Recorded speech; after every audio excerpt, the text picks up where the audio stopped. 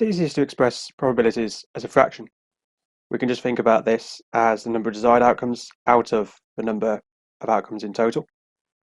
There's only one desired outcome because only one number is correct. The rest of these are fine, we're told what those are, but it's this last one which is uncertain, and there's only one number which can work there. And we're told that it's odd, but not 7. So we list down our odd numbers. We have 1, 3, 5, 7, and 9, but it can't be 7, so we exclude that one. We have 4 left, so it must be 1 out of 4. For part B, the code has been changed to an even number. Now even numbers end in 0, 2, 4, 6, and 8. Don't forget about 0. People often forget that 0 is an even number. If you went through the pattern, 10 comes next, and then 12. 20, that's also an even number. So numbers ending in 0, they are even. Now we could list out all the numbers exhaustively we wanted to, so we could start with 3000, then we could go for 3002.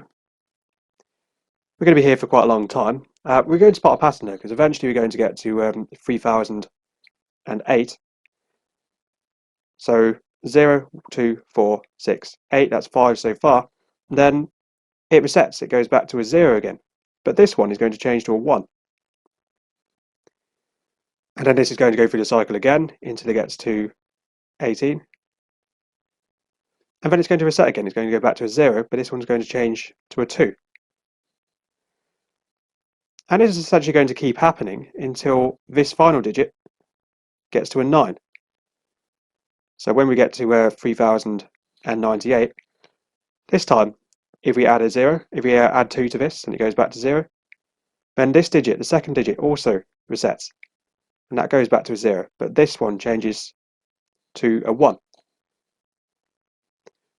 Now there's actually 10 digits between 0 and 9, because 0, 1, 2, 3, you can see that 3 is actually the fourth number, 1 is actually the second number.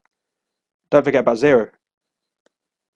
So there's 10 digits for this second digit from the right. And for each of these digits, there's 5 different outcomes for the last digit. This one here.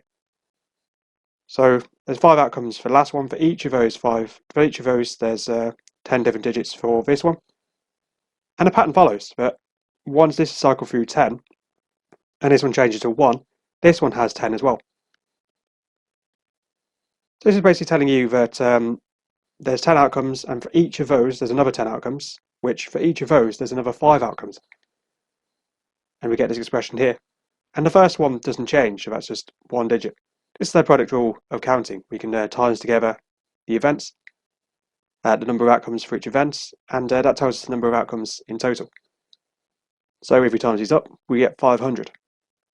Now another way of doing this is noticing that if you went all the way from 3000 up to 3999, there's 1000 numbers.